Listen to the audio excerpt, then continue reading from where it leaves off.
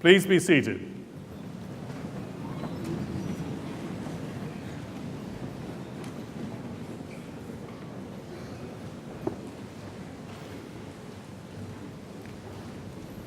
As Chancellor of the University, I declare this congregation open for the conferring of degrees by the authority of the Senate and of the Council.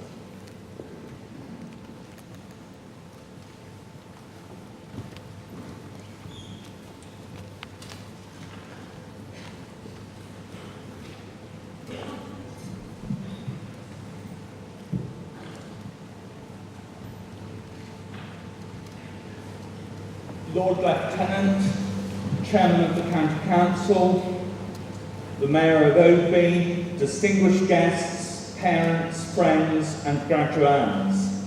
As Vice-Chancellor, I am delighted to welcome you all to this degree congregation. It is a celebration for all those who graduate today. We celebrate your many achievements that culminate in the award of a degree from a major research and teaching-led university. While you have been with us, the university has developed and changed. We are now a community of 19,000 students and 3,000 staff with a turnover of £184 million, a 6% increase on last year. It all demonstrates that universities are complex organisations. They are businesses with education at their heart.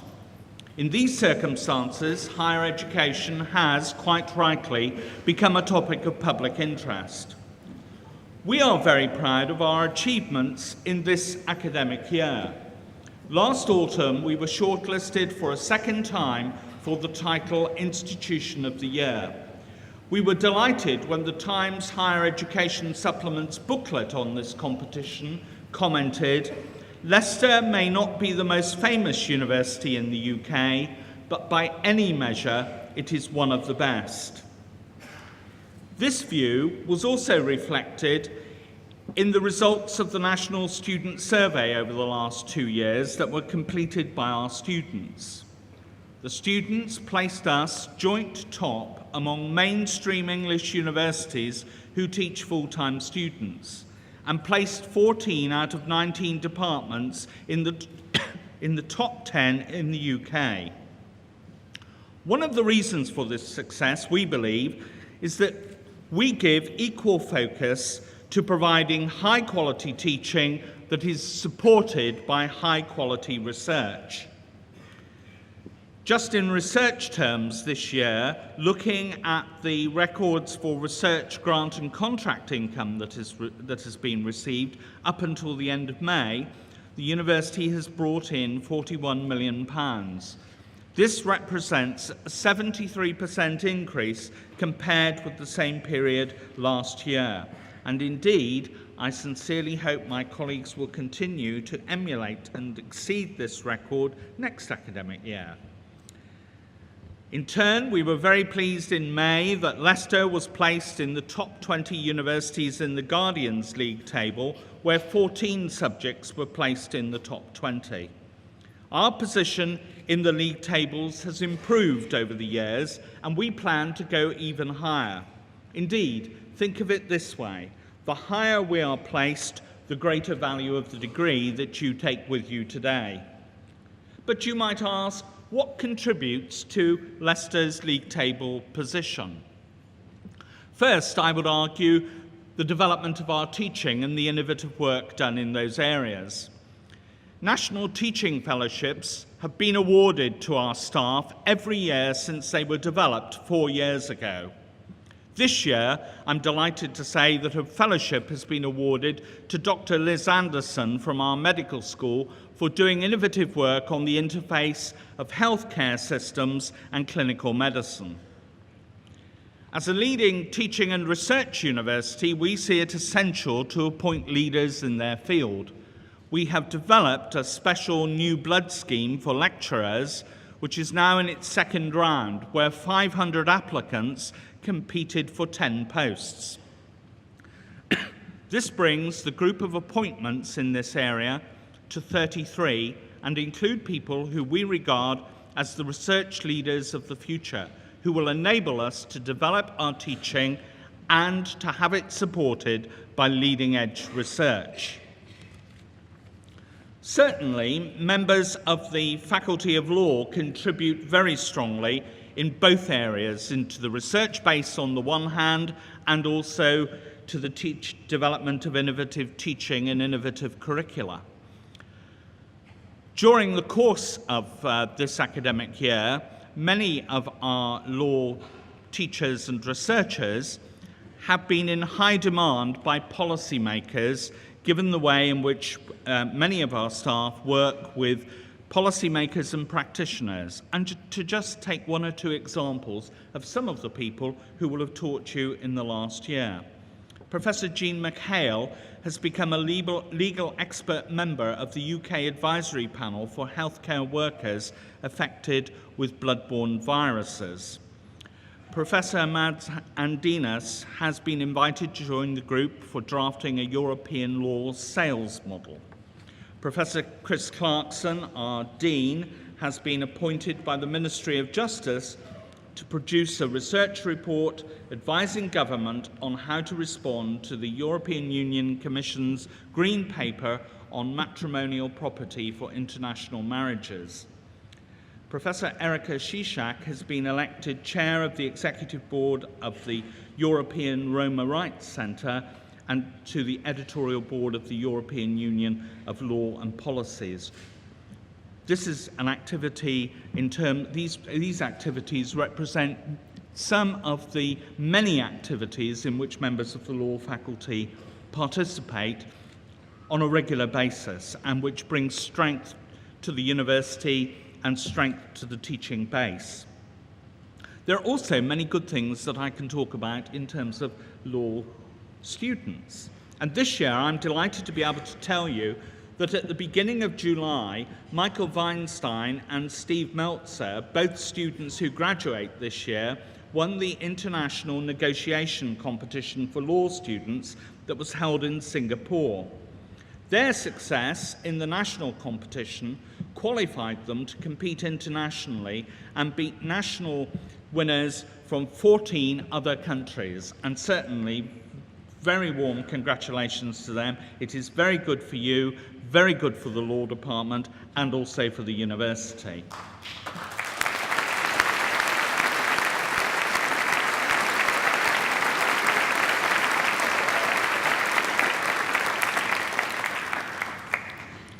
I would also like to congratulate the Student Law Society on a very successful 40th anniversary year.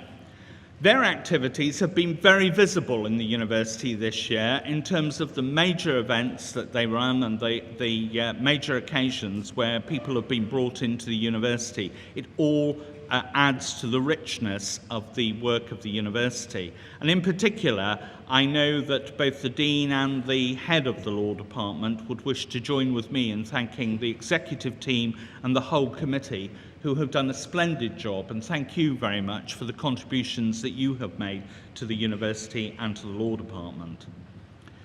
Now, this year is special in this particular degree ceremony in as far that it sees the first cohort of students from our Department of Law graduating with the double degree LLB Matrice in English and French law. These are students who've spent 2 years in the University of Leicester and 2 years at the Robert Schumann University in Strasbourg, obtaining a law degree from both institutions. And I know in talking to people, talking to policymakers in Brussels recently, they were very interested in the development of this degree and felt that this was the direction in which things would need to move in the future. Certainly it's nice that Leicester and the Law Department are trailblazing in this area. Now, in order to support the work of our staff and students, we always need to be developing high-quality facilities. And in the last year, we have opened a new £25 million student hall of residence on our Oadby campus with state-of-the-art facilities for 581 students. The residence was handed over to us last October, and I did get the opportunity to see it before it was touched by student hand. It still is in very good condition, I should assure our Chairman of Council, given that it is to be named after him in December of this year. We also completed a £6 million refurbishment of over 130 rooms and laboratories across the university, and we opened a £22 million building dedicated to biomedical research. But by far the largest building project in which the university has engaged since the 1960s is the University Library project. The library, in its new form, will open to staff and students in January 2008. This is an essential part of the research and teaching infrastructure that constitutes a £32 million project for everyone on the campus. It will double the size of our library and bring together excellent facilities for research and teaching. It will demonstrate that libraries, knowledge creation and knowledge management are at the heart of higher education. However, any university requires multi-million-pound investments for new buildings, new laboratories, classrooms and equipment, and Leicester is no exception. Over the past 3 years, the university will have invested over £80 million in its estate. This has been funded by the university's own funds through government grants, loans and donations. It is therefore very important that under the Comprehensive Spending Review, government funding continues to help transform universities in the way in which it has over the last 10 years. But this funding needs to be placed alongside our own fundraising activities. And at this point, I would certainly like to thank very much Nicholas Cora, one of our Pro-Chancellors, for leading our fundraising activities, and especially for leading the fundraising activity in relation to the campaign for the University Library, where we have raised almost £10 million. But just in case you should wonder what now, I can assure you that we are always very willing to accept donations, and any member of the university staff will be delighted to talk to you about this, even at the end of this degree ceremony. Certainly, all the money that we raise and all the facilities that we develop are intended to enhance the student experience in Leicester, and we are planning many more. In turn, the university also makes a significant contribution to the local community, and this comes in various forms. Contact is a student volunteer organisation which the Students' Union often describe as as the Vice-Chancellor's favourite society, and how very right they are, because Contact includes 540 registered volunteers who make regular links with members of the local community. This year alone, Contact volunteers have clocked up over 10,000 volunteer hours in the local community, working on a range of different projects that have included such things as a student-led after-school drama club in an inner-city primary school, collaborating with the Refugee Housing Association, helping to raise money for local refugees, and an environmental education project just off the Inner Ring Road that engages school children, young offenders, and local community groups. As a result of these projects, we know that more than 1,600 young people will have had contact with a University of Leicester student at the end of this academic year. For those of you who have participated in Contact, we are very proud of you and your activities. I know that the people you have worked with will certainly be indebted to you forever, because you have empowered them, and most particularly, you have helped to change their lives. Another aspect of our work in the community is the International Sculpture Show that we have now run for 6 years. This year's exhibition opened 10 days ago in the beautiful surroundings of the Harold Martin Botanic Garden, which is located in Oadby. This exhibition brings together work by some of the world's most accomplished sculptors, and this year celebrates the work of both emerging and established artists who work side by side at Studio Sem in Pietrasanta in Italy. This is a studio that is known throughout the world as a beacon for nurturing creative exchange with many illustrious names. The exhibits in our gardens this year are very expensive, but viewing is free. And I do hope that the weather clears after this degree ceremony, because I would certainly strongly recommend that you visit the gardens. Our work in the university never stops. We are creating plans for new research, new teaching programs, and new community links. It all demonstrates we are a dynamic university, and I hope you will keep in touch with us through the Alumni Association, and I shall certainly look forward to meeting you at various alumni events to hear about the kinds of developments that have taken place in your careers. Finally, I would like to congratulate you all on the degrees you have obtained. But before I close, I'd just like to tell you briefly about a competition that we run in every degree ceremony. As you will know, we started the degree ceremonies on Tuesday, and we run this competition whereby we see which faculties can applaud the loudest and longest. Now, at this stage, in the proceedings, with one more degree ceremony after this one, I'm usually able to say to the Faculty of Law, look, it's simple. As long as you can do better than the medics this afternoon, you're on a winning streak. But I'm sorry to be the bearer of bad tidings, but this year the competition has been hugely terrific stuff. On Tuesday afternoon, the combined forces of part of the arts faculty and the social science faculty got off to a splendid start, so much so that in the formal part of the proceedings, one of the deans announced, "I'm sure this is a prize winner," he said. And some of us thought, well, could be. And then Wednesday afternoon, the social science faculty were in, and they did splendidly. I should say, as a social scientist, this is an independent and unbiased view that I'm giving. So this morning, it's a bit of a challenge, but we know that from previous generations of law faculty that you will come through loud and clear. And so I would now like you to join me in showing your appreciation to your parents, relatives, friends, and sponsors who have supported you through the university. So I would now ask the graduating class of 2007 to join me in a round of applause for all those people.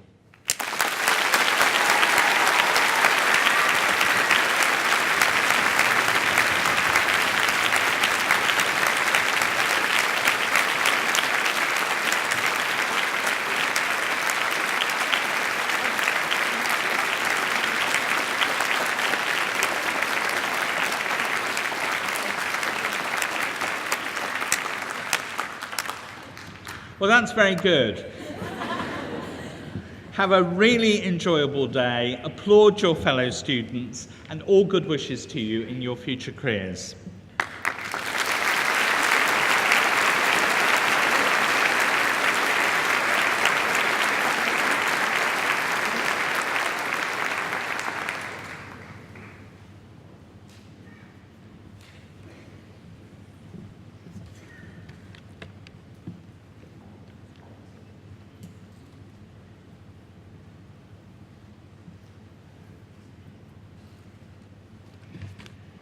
Dame Hazel Genn is Professor of Socio-Legal Studies at University College London. That phrase, socio-legal studies, embraces a variety of disciplines concerned with the social effects of the law and its institutions, processes, and services. In Dame Hazel's case, the social dimension that lies at the center of her academic and professional work is the access of ordinary people to civil justice.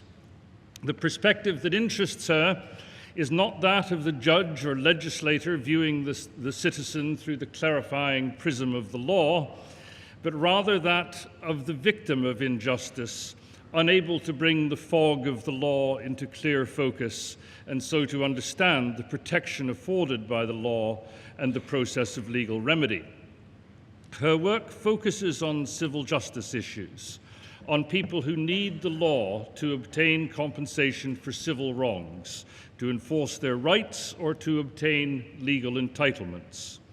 These are people who have lost their homes or their jobs, or who have been unable to work because of injury or unable to secure benefits to which they are entitled. They may have suffered discrimination or found themselves in dispute with landlords or neighbors or providers of services. In such instances, the law provides protection or a remedy if only it can be accessed. The understanding that informs such a perspective can only be secured by recourse to a broad range of academic disciplines, including but not restricted to law. The intellectual origins of Dame Hazel's distinctive perspective may be discerned in the years before she became a lawyer. Hazel grew up in North London and was educated at Minchendon Grammar School in Southgate. Her classmates included Sir Peter Soulsby, who is our Member of Parliament, and Hazel's future husband, and Sir Peter's future wife. There is clearly a tale to be told about what went on in the sixth form. The filmmaker Lord Putnam, who is also an honorary graduate of this university, attended the same school. He left with only 3 O-levels, and Hazel looked set to do likewise. The principal difficulty was that she didn't deport herself like a serious student. She wore mascara, and she had a reprehensible taste in hipster skirts. These sumptuary misdemeanors masked a girl who was rather more serious about the world around her than her appearance would suggest. In the event, she passed her examinations and went to the University of Hull, not to read law, but rather to study for a joint degree in sociology, social anthropology, and social administration. Her intellectual trajectory as a social science undergraduate was typical of the period. After a few weeks as a Marxist, she moved through the piecemeal socialism that we associate with Karl Popper and emerged as someone relatively unencumbered with ideology, but nonetheless determined to contribute to the creation of a just and open society. Her aspiration was to work in a field related to social policy, and in a sense, she has done just that. The journey, however, has been circuitous. She started on an MA in sociology and then dropped out because she was offered a job. Her tutor informed her that any prospect of an academic career was extinguished by this act. The job was in Cambridge at the Institute of Criminology, where Hazel was employed as a research assistant on a victim survey. Like social science students now, she had studied statistics and quantitative methods, But the year was 1972, so the elephant in the laboratory was the computer. Her mentor in the mysteries of punch cards and Fortran and an early version of SPSS, the statistical package for the social sciences, was Richard Sparks, the Sparks of Hood and Sparks, the authors of Key Issues in Criminology, a seminal book that was to shape the discipline, and indeed Dame Hazel's thinking. This was a period in which Hazel began to gain first-hand experience of the effects of crime. She interviewed victims of crime and even moved to a deprived council estate in Hackney in order to develop a more informed sense of the experience of multiple victimization. The next move was to the Socio-Legal Centre in Oxford, where she again worked as a researcher, and here her focus shifted from criminal justice to civil justice. For years, she commuted from Ealing, where she juggled husband, children, and hamsters. Just down the road from her home lay Ealing College of Higher Education, which is now part of Thames Valley University.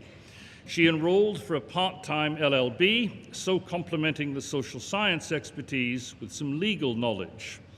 Her research profile was attractive to employers, and she soon secured a lectureship in law at Queen Mary College in London. In the fullness of time, she became a professor and head of her department, and in 1994 she was poached by University College London, where she has worked ever since. The principal reason for that poaching was her research in the field of civil justice, which by then included studies of out-of-court settlements in personal injury actions, the effectiveness of representation at tribunals, informal justice, and personal injury compensation. At UCL, she has gone on to contribute to the Wolf Inquiry into Access to Justice, to write textbooks on civil justice, to write a series of analytical and evaluative reports for the then Department for Constitutional Affairs, now the Ministry of Justice, on topics such as court mediation schemes, non-family civil disputes, and the experience of ethnic minority users of tribunals. Dame Hazel has served on public bodies, such as the Civil Justice Council, the Committee on Standards in Public Life, the Economic and Social Science Research Council, where she chaired the Research Grants Board, the Judicial Studies Board, and the Higher Education Funding Council, where she is chair of the panel that evaluates research not only in law, but in politics and international studies, social work and social policy and administration, sociology, anthropology, and development studies. As if that were not enough, she is one of the inaugural commissioners of the new Judicial Appointments Commission and is leading a public legal education strategy task force established by the Department for Constitutional Affairs. This high profile of public life, however, obscures a low-profile life at the front line. As she wrote recently, I have spent 35 years flogging around the country, sitting in the backs of courts and tribunals, sitting in the listing offices and basements of courts, picking through files, sitting in the homes of people struggling with civil justice problems, and have loved almost every minute of it. I remain endlessly fascinated by the legal system as it operates and as it is experienced by ordinary people. Hazel Genn's achievements have been widely honored. Her university has awarded her an LLD and elected her to fellowships of 2 colleges. The legal community has awarded her an honorary QC. The wider learned community has honored her with election to the British Academy, where she soon became a member of council and vice president. The nation honored her with a CBE, and last year she was advanced to DBE in the Queen's Birthday Honours List. It is now our turn. Mr. Chancellor, on the recommendation of the Senate and of the Council, I present to you Hazel Genn that you may confer upon her the degree of Doctor of Laws.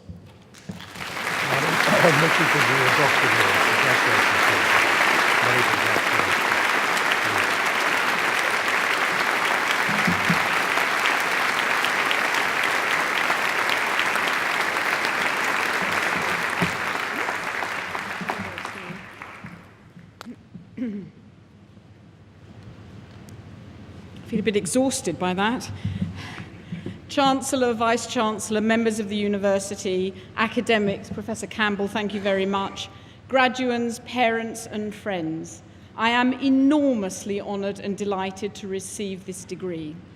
I've known your Vice-Chancellor for at least 20 years, possibly more, and in the past I've had a very close connection with the law school at Leicester, for which I have a huge amount of respect.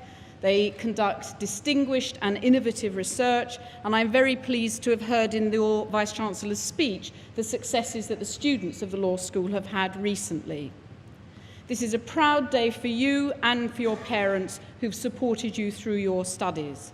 They take huge pleasure in your success, and this is the end of one part of your studies. It's the beginning of your future, and I know that your parents will continue to take pride in your success as you pass through your careers.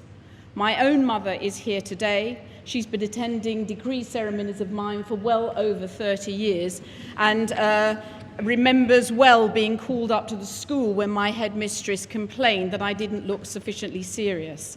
Remember that talent can be found in all kinds of places. I wish you all well in your future careers. I look forward to continuing and indeed renewing my connection with the university and with the law school. Thank you all again for this great honour, and I wish you all success.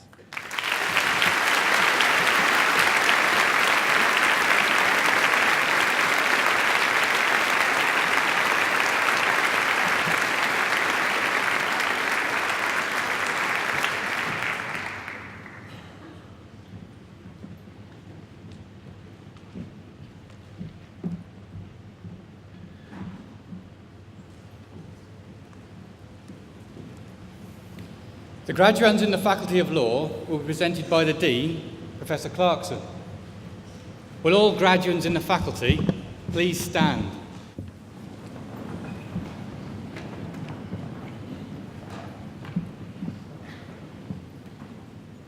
Mr. Chancellor, I ask you to admit these candidates from the Faculty of Law to the several degrees for which they are presented. Graduands of the Faculty of Law, by the authority of the Senate, I admit you to the several degrees for which you are presented.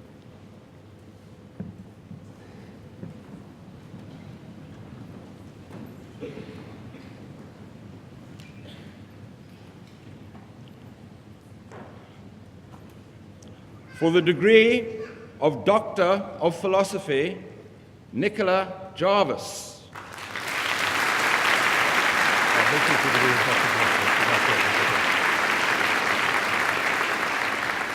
Arabella Stewart.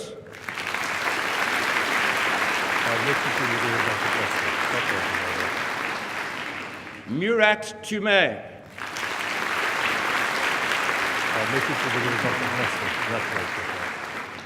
For the degree of Master of Laws in European Union Law Commercial, Helen Higgins Whelan.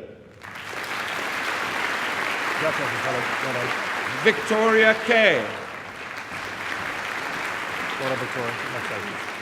Ioannis Kouriniatis. Adetunji Amoli. Eduardo Meloni. Eric Ndoza. Susan Sandler. Anastasia Soteriadis. Stella Stratti. Christopher Twemlow. For the degree of Master of Laws in International Commercial Law, Rebecca Roberts.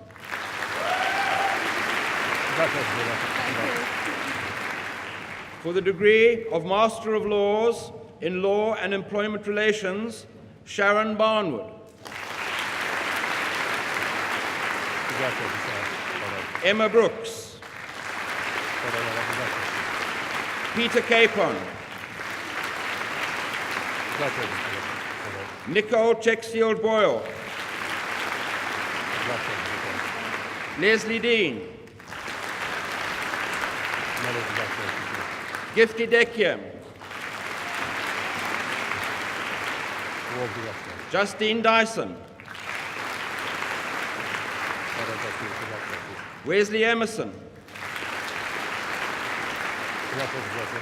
Suzanne Fowler, Susan Gavin, George Hines,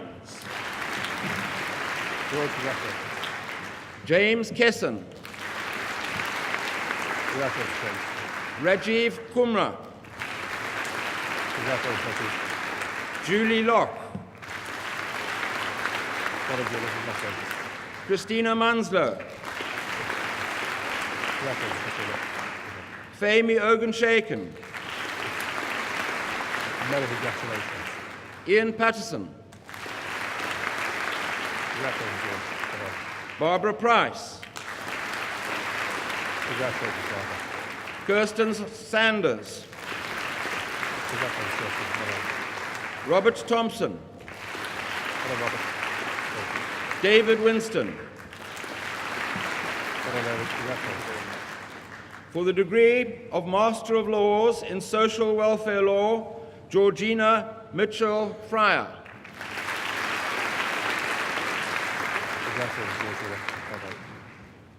For the degree of Master of Arts in Law and Employment Relations, Rebecca Francis Davis.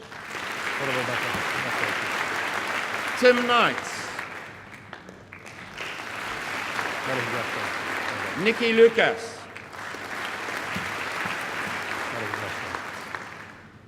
For the degree of Bachelor of Laws in Law, Fahima Adam. Stephen Adams. Olufawiko Adiejo. Olatunde Ajayo. Bunmul Akandi. Zakira Alana. Donna Elsendi. Stephanie Archer. Simon Backus. Shmemi Badali.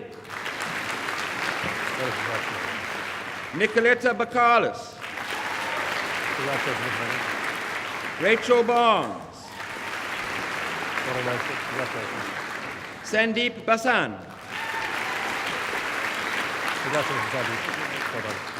Peter Bedford. Parminda Benning.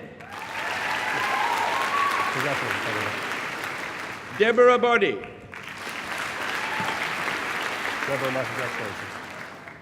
Winner of the Herbert Smith Debating Competition Prize, Emily Bond.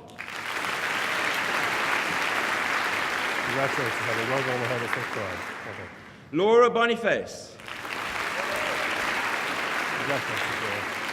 Victoria Borrow. Martin Brown. Vicky Brown. Vineet Budhiraja.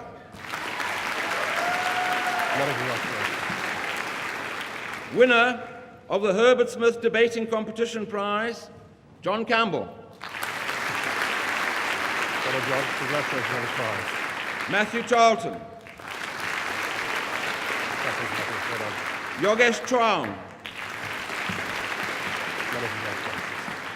Winner of the Brian Dodds Memorial Prize, Lisa Shenar. Priya Shia.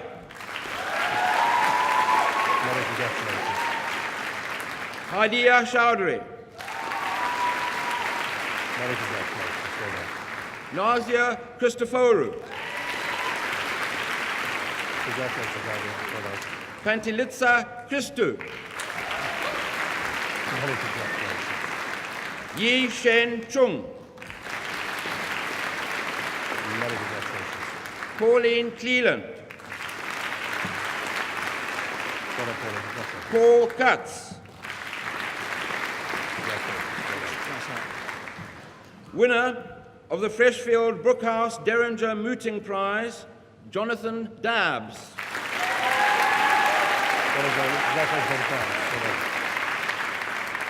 Winner of the Morgan Cole Land Law Prize and the George Heim Memorial Prize, Christopher Dale.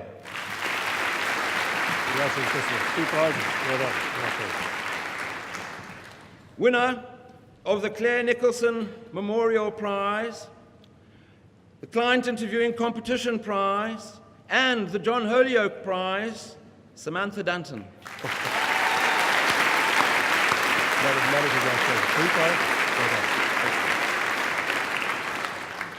Winner of the Cavendish Prize, Hannah Dare.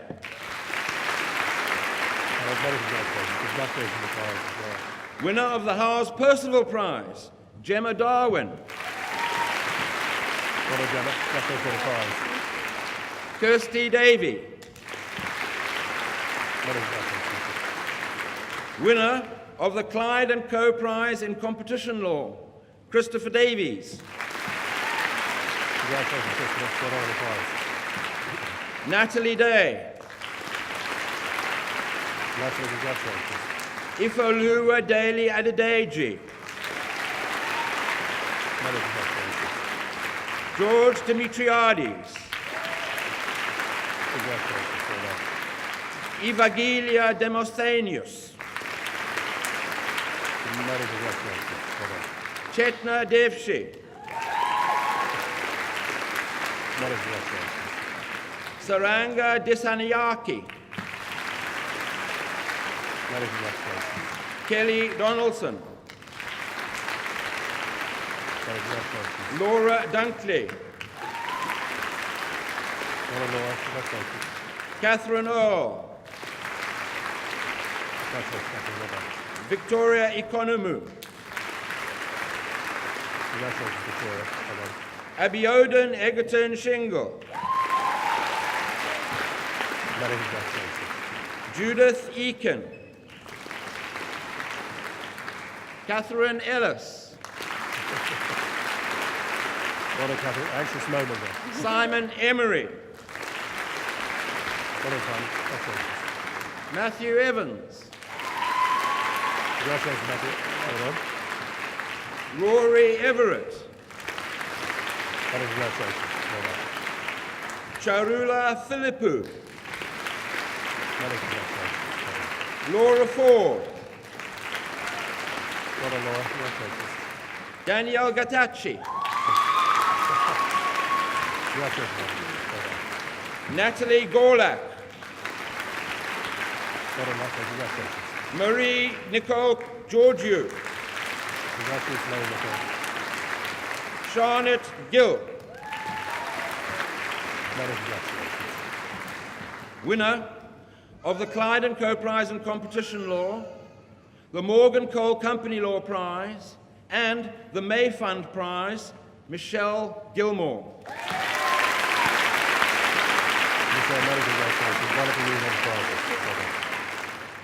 Andrew Glenister. Congratulations, Andrew. Well done. Victoria Glenn. Congratulations, Victoria. Well done. William Glenn. Well done, William. Congratulations. Ravina Gore. Well done, William. Congratulations. Lauren Gosnell. Congratulations, Laura. Well done. Morgan Gray. Well done, Morgan. Congratulations. Sarah Greaves. Sarah, many congratulations. Victoria Grillo. Congratulations, Victoria. Well done. Emma Brown. Well done, Emma. Congratulations. Harriet Hall. Congratulations, Harriet. Well done. Winner of the Howes Percival Prize and the Law Faculty Prize, Lindsay Hammond. Congratulations. Well done on the prize. Winner of the Harvey Ingram Austin Law of Contract Prize, Jack Hanna. Well done, Jack. Congratulations on the prize. Stacey Harding. Victoria Harding. David Hardy King. Abigail Hare. Christopher Heritage. Sally Herman. Laura Hobbs. Angela Hobson. Rebecca Hopgood. Kiri Horton. Joanna Hudson. Amanda Hughes. Thomas Honeysett. Michael Huntington. Caroline Huzzy. Amna Ikram. Antria Iokiam. John Jewell. Stacey Johnson. Keris Jones. Rifakat Kapadi. Zahir Karim. Interpal Kaur. Sandesh Kaur. Nicola K. Newmarch. Maria Kazi. Laura Kempen. Carla Kennedy. William Key. Neelam Kutam. Christopher Knight.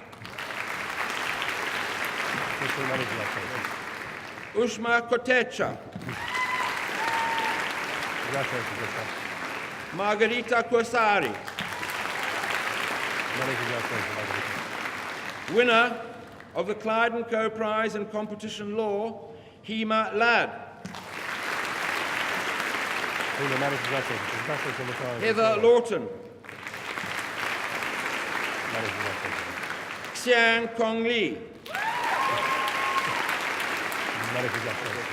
Richard Lyne. Kim Liu. Sonia Lurie.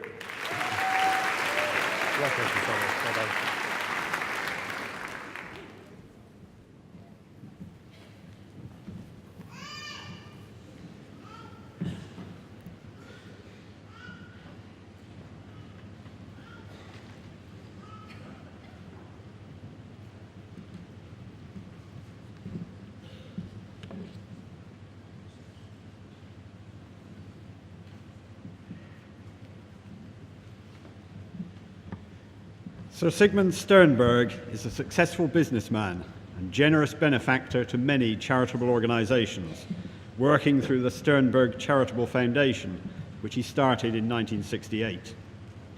His chief interest, however, is the Three Faiths Forum, which he co-founded in 1997 with the Reverend Marcus Braybrook and the late Sheikh Dr. Zawi Badawi. The organisation strives to promote understanding between adherents of the three Abrahamic faiths of Judaism, Christianity and Islam. Sir Sigmund also has a long connection with this university through his endowment of the Sternberg Interfaith Lecture.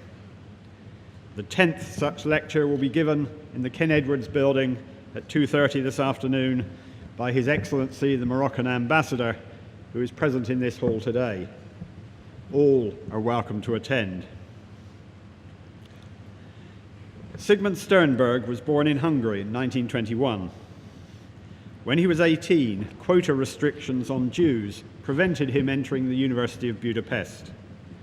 These restrictions and the rise of Nazism in Europe brought the young Sternberg to London in the hope of a university education. It was not to be. Before he could begin at university, the outbreak of war postponed the furtherance of his formal education permanently. Instead, he joined the Civil Defence Corps, in addition to working in the business of recycling metals under a wartime essential works order. By the end of the war, he was well established in the metal recovery industry, eventually becoming a member of the London Metal Exchange and president of his trade association. In 1973, he broadened his interest in metals by becoming chairman of the Institute of Archaeometallurgical Studies, part of the University of London. The Institute, still generously funded by the Sternberg Foundation, continues to research ancient mines. They are presently excavating those at Timna in the Negev desert, where copper has been mined for 6,000 years. These mines are commonly, but on rather scant evidence, known as King Solomon's mines. And to avoid confusion, I would add that they are in Israel, not Central Africa, as suggested by Rider Haggard. Sir Sigmund moved away from the metals business in 1970, the year in which he was elected a Freeman of the City of London. In 1971, he established Martin Slow Estates, a property development company of which he is still chairman. Sir Sigmund has never been content to sit back and simply enjoy the fruits of his labour. He has long immersed himself in community affairs, often on a global scale. He joined the Rotary Club in London in 1962 and rapidly became one of the hardest working Rotarians, travelling extensively for that charitable organisation. He was instrumental in re-establishing Rotary clubs in Eastern Europe after the collapse of communism, beginning in his native Hungary. He was knighted in 1976 for his services to charities and to industry. Beyond all his service to business and charity work, however, Sternberg's contribution to society at large has been his role as a roving ambassador, working to resolve conflicts within and between religions. In this role, he helped in the peaceful outcome of the disputes which arose when a Roman Catholic convent established itself at Auschwitz. He was also instrumental in organising the first ever papal visit to a synagogue. In 1985, he was named by the Pope as a Knight Commander of the Pontifical and Equestrian Order of St. Gregory the Great. This title, KCSG, is one of the few amongst the many honours and awards from 20 countries which he has received that he commonly uses. His wife Hazel, his support for 40 years, is a papal dame, a unique combination of honours. His own strong faith led to the foundation of the Sternberg Centre for Judaism in London, the largest progressive Jewish cultural centre in Europe and the headquarters of the Reform movement of Great Britain. In addition to his commitment to Jewish-Christian relations, Sir Sigmund has also been at the forefront of efforts to improve relations between these faiths and the other great monotheistic faith, Islam. This effort led to the establishment in 1997 of the Three Faiths Forum, which seeks to explore and develop the common ground of the three religions which revere Abraham as a great ancestor. Sometimes it is literally common ground, for Sir Sigmund also supports the Neve Shalom settlement of Jews, Christians and Muslims in Israel. In 1998, Sir Sigmund was awarded the Templeton Prize for his work in interfaith dialogue. The prize, worth about £750,000, which he has long since given away, is awarded each year to a living person who has shown extraordinary originality in advancing the understanding of God. Sir Sigmund was only the second businessman to receive it in its 35-year history. The Templeton Prize was a just reward for a lifetime of effort, but Sir Sigmund has continued his work through the years since the award. He is now 86, yet he continues to travel and work tirelessly. He has just returned from a 3-day visit to the Vatican, in his capacity as religious coordinator and member of the Council of 100 of the World Economic Forum. How does he do it? As he explains, I swim every day, first thing, and I still go to the office. We are proud to honour him today. Mr. Chancellor.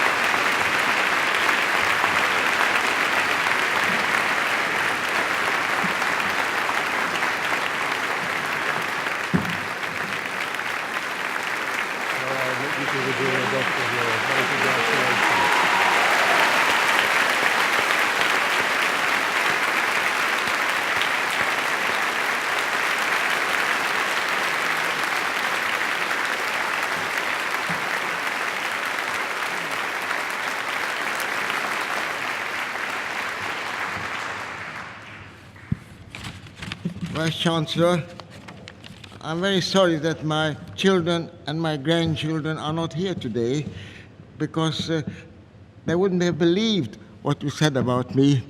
But I'm going to tell them, and I hope I'll get a copy of it because I felt very humble when you said all the nice things about me, and I now have to do more. I have to deserve it all because I mean, it was really wonderful to listen to it. I'm glad my wife Hazel is here and my sister Susanna is here today so that I can report back to my family. In acknowledging the tremendous honor that this distinguished university does me with the conferment of an honorary degree of Doctor of Letters, I am sure you will allow me a moment of dry reflection on one very curious fact.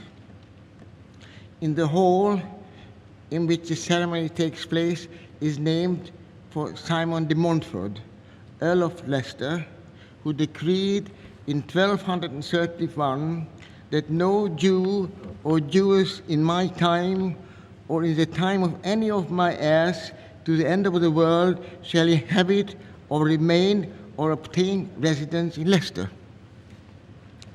Despite that edict, it is a happy fact that Leicester, over the intervening centuries, has welcomed many Jews as citizens and that they have given strength and honor one to another. It is sufficient to mention that Sir Israel Hart was mayor of Leicester not once, but 4 times. And the names Jenner and Goldsmith are indelibly tied up in the history of Leicester forever. I would like to think that it was the positive experience of welcoming Jews into their midst and allowing them to play their proper role in the life of the city, which enabled Leicester city fathers to welcome more recent immigrants and to set an example to the whole country of how to create a diverse and multicultural society where respect for the different traditions are paramount. Therefore, it gives me great pleasure that we have with us a very distinguished person, the ambassador of Morocco, with whom we have very good relations. It's one of the few Arab countries where Jewish and Christian Muslim relations are in a very full form. Congratulations to you. I'm sure you will not deny me on this occasion a special mention to my very good friend, the Reverend Professor Richard Bonney, whose efforts, spiritual and temporal, have written the name of Leicester in letter of gold wherever interfaith endeavor is discussed and celebrated. What he has done, together with so many others in the city of good faith, is to make Leicester a living icon of what can be achieved in interfaith and communal relations. He has certainly given encouragement to the Three Faiths Forum, of which I am a proud co-founder, to press ahead with the new ideas aimed at involving the youth of our communities in dialogue and trialogue, intended to wipe away the suspicion and distrust which lies at the heart of race hatred and religious bigotry.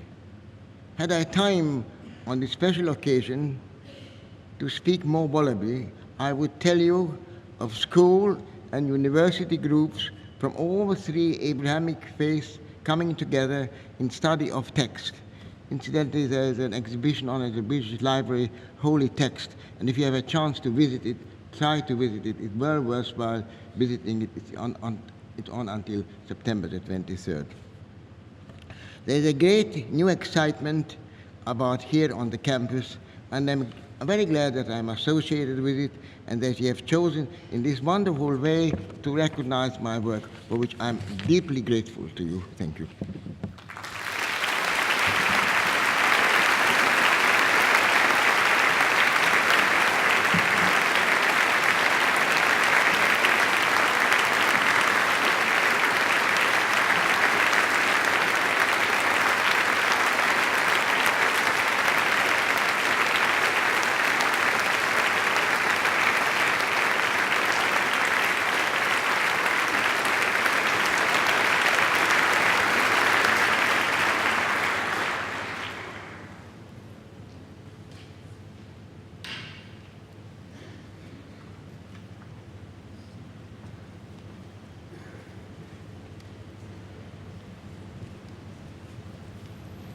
The remaining graduates in the Faculty of Law will be presented by the Dean, Professor Clarkson.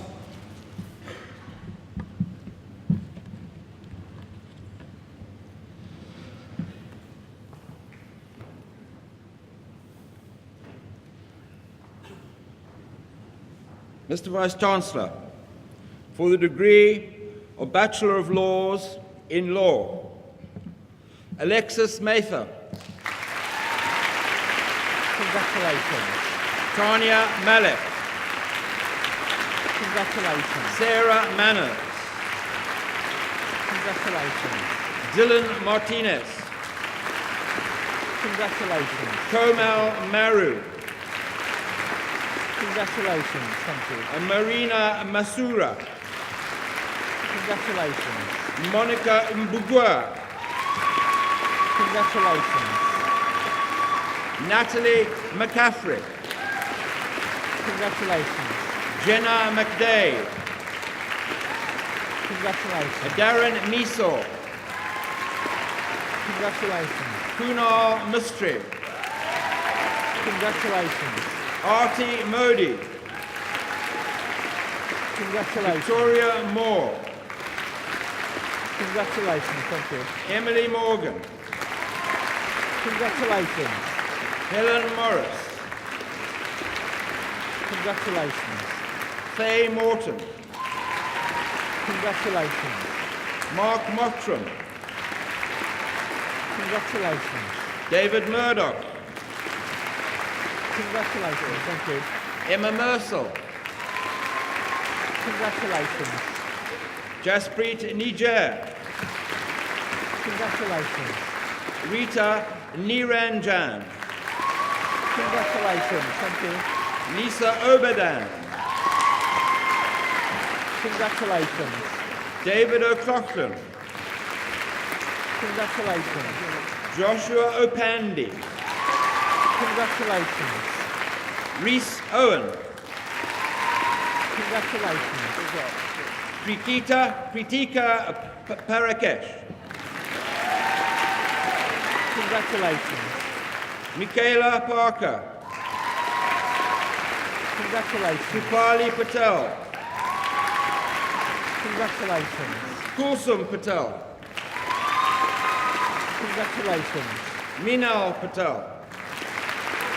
Congratulations. Nirali Patel. Congratulations. Sunita Patel. Congratulations. Ushima Patel. Congratulations. Jatinder Paul. Congratulations. Greg Pavlov. Congratulations. Amanjot Pawar. Congratulations. Gemma Phillipson. Congratulations. James Popplewell. Congratulations. Emma Porter. Congratulations. Louise Pritchard. Congratulations. Christiana Pirakutu. Congratulations. Anita Raju, Congratulations. Amrit Rama, Congratulations. Farah Razak, Congratulations. Leanne Richards, Congratulations. Nicola Robinson, Congratulations. David Rogers, Congratulations. Stephen Roper, Congratulations. Ravinda Saeed, Congratulations. Monica Saikya, Congratulations. Thank you. Gurpreet Sandhu, Congratulations. Ravinda Sandhu, Congratulations. Sandeep Sangira, Congratulations. Kajal Savjani, Congratulations. Catherine Scott, Congratulations. Rajiv Sharma, Congratulations. Chumba Sichali,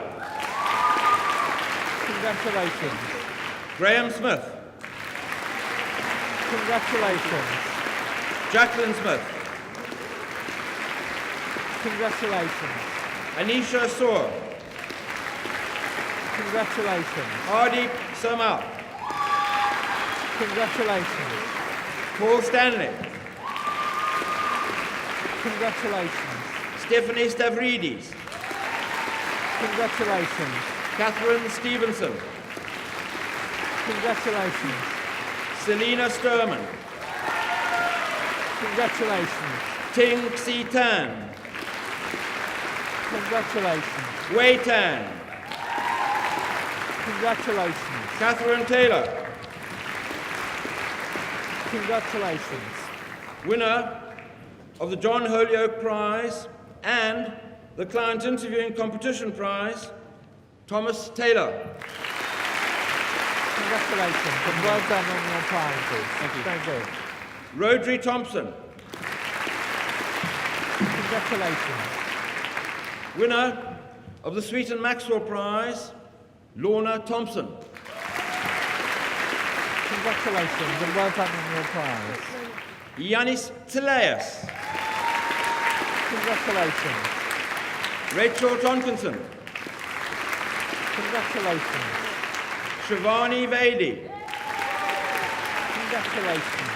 Nikita Vasani, Congratulations.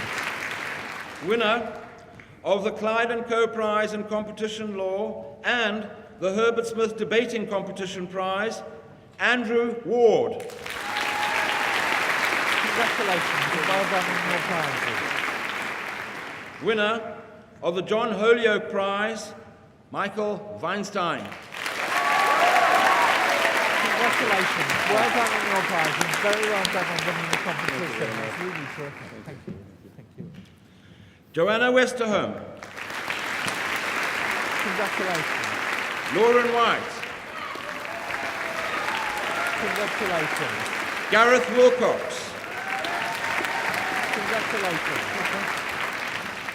Winner of the Roger Benedictus Memorial Prize in Employment Law, Robin Wolfenden. Congratulations and well done on your prize. Anna Wright, Congratulations. winner of the Eversheds Commercial Law Prize and the Linklaters Prize, Helen Wright. Congratulations and well done on your prizes. Thank you. Stephanie Yan, Congratulations. Maria Yaniku, Congratulations. for the degree of Bachelor of Laws in Law, European Union, Michael Clifton. Congratulations. Sophia Gandhi, Congratulations. Charlotte Hope, Congratulations. winner of the Linklaters Prize for the Client Interviewing Competition, Marco Macchietto. Congratulations and well done on your prize. James Reeder, Congratulations. Caroline Walsh, Congratulations. Mark Warren. Congratulations. For the degree of Bachelor of Laws in Law, International, Rachel Bradley. Congratulations. Well done. Winner of the Department of Law Prize and the Eversheds Commercial Law Prize, Andrew Brooker. Congratulations. Well done on your prize. Well done. Winner of the Jan Gradetsky Conflict of Law Prize, Sarah Keenan. Congratulations and well done on your prize. Lindsay Shenton. Congratulations. Winner of the Linklaters Prize for the Client Interviewing Competition, Samuel Shepherd. Congratulations and well done on your prize. Jessica Wearing Evans. Congratulations. For the degree of Bachelor of Laws in Law with French Law and Language, Jamie Anderson. Congratulations. Aziza Begun. Congratulations. Thank you. Keely Boyd. Congratulations. Thank you. Sarah Burns. Congratulations. Greg Chartier. Congratulations. Pamela Edwards. Congratulations. Bo Funk. Congratulations. Sarah Greenhalgh. Congratulations. Laura Beth Hall. Congratulations. Andrew Lewis. Congratulations. Stephen New. Congratulations. Madeleine Opira. Congratulations. Winner of the Oxford University Press Law Prize and the Freeth Cartwright Law with French Prize, Hazel Robbins. Congratulations and well done on your prizes. Well done. Willem Roberts Harry. Congratulations. Margaret Russell. Congratulations. Rebecca Sherry. Congratulations. Gurpreet Singh. Congratulations.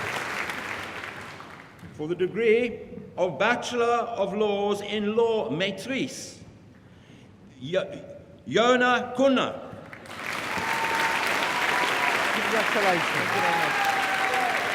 Claire Manier. Congratulations. Eva Pazowska. Congratulations. For the degree of Bachelor of Laws in Law, Senior Status, Jane Ballat. Congratulations. Winner of the Leicestershire Law Society Prize and the Morgan Cole Land Law Prize, Catherine Butler. Congratulations and well done on your prizes. Anthony Kirkelly. Congratulations. Ravina Dio. Congratulations. Fatima Danani. Congratulations. Andrea Gee. Congratulations. Winner of the John Holyoke Prize, Stephen Meltzer. Congratulations and well done on your prize. Kate Onyet Benjamin. Congratulations. Cheryl Roos. Congratulations. Irina Shaw. Congratulations. Carl Shepherd. Congratulations. Rolandas Vassilius. Congratulations. For the degree of Bachelor of Laws in Law, Judith Eakin. Congratulations.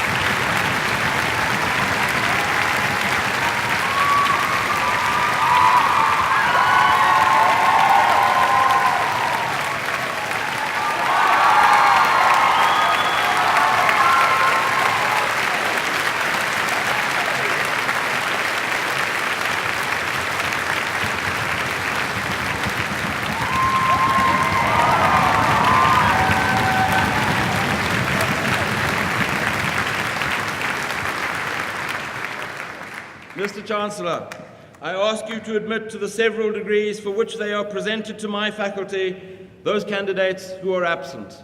By the authority of the Senate, I admit those candidates who are absent to the several degrees for which they are presented.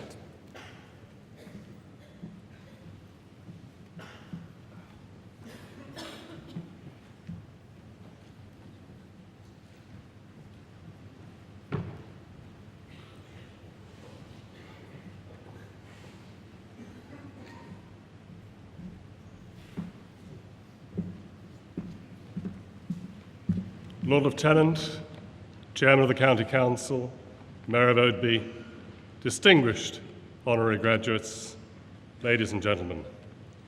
It truly is a privilege as Chancellor to be able to welcome today as honorary graduates Dame Hazel Genn and Sir Sigmund Sternberg.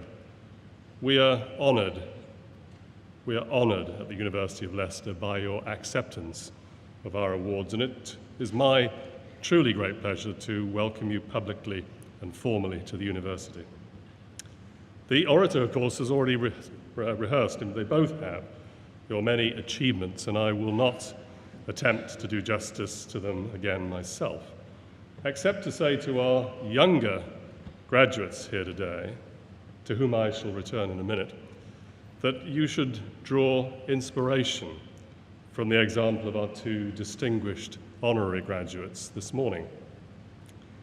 In the challenging times in which we all now live that you're about to enter in your careers, it's probably impossible to single out two more important human aspirations than the rule of law on the one hand and the promotion of understanding between peoples of diverse faiths on the other. In pursuing these twin goals, you are both an example to everybody here present today, and I'm sure our younger graduates will never forget. But if I may turn to you now, graduates now, of the Faculty of Law of the University of Leicester, what can I say to you, now professional, fully fledged lawyers? I can say that I was somewhat worried at the outset by your reticence, but I was swept away by your exuberance and enthusiasm at the end in your applause. I feel that you may run the medics close this afternoon.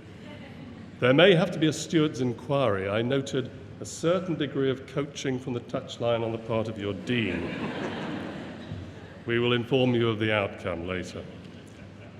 As with the Vice-Chancellor, I do wish you every success and happiness in your careers, but what will those careers hold for you? What will the future out there really be like?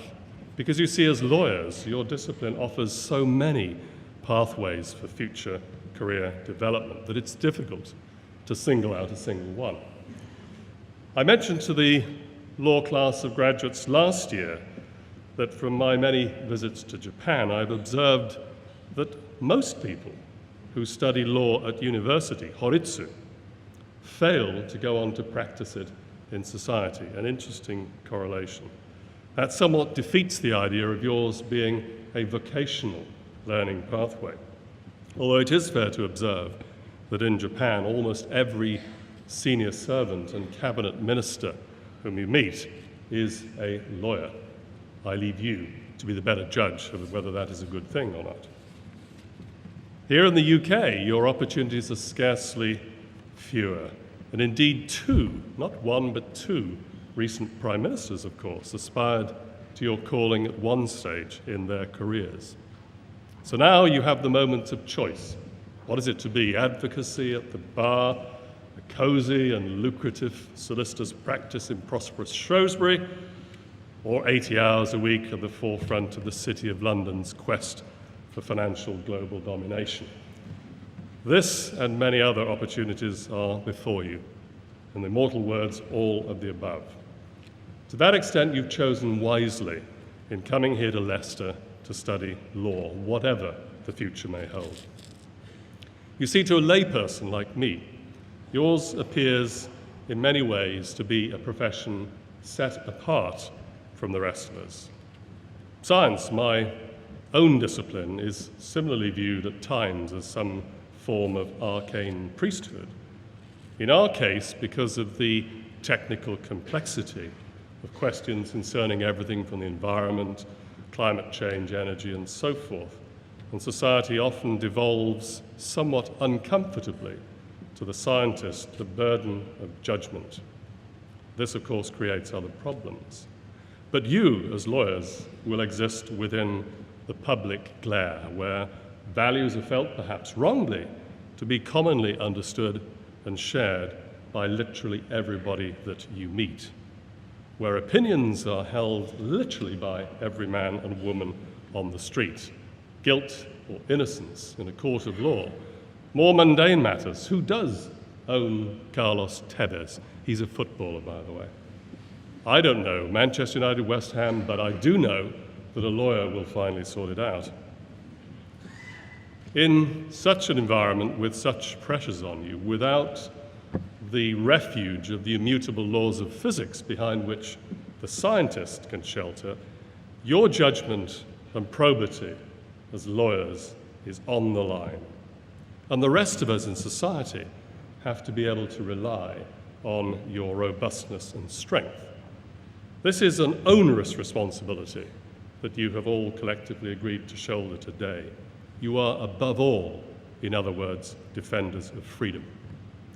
But you shouldn't agonize over this for too long, and I doubt that you will, because despite the rain, unfortunately I believe still pouring down outside, I'm sure you wish to leave this hall fairly quickly and begin to celebrate in earnest. And with that in mind, I fear I've overstepped my limits, and I can hear the champagne corks popping. But don't forget, as you leave, as I said at the beginning, you are now alumni and alumni of the University of Leicester. How you address the sort of challenges and many others that I've referred to, and how your careers develop, is a matter of great future interest to us back at the university. Do stay in touch with us, and above all, I wish you every success and happiness in your lives to come. Thank you.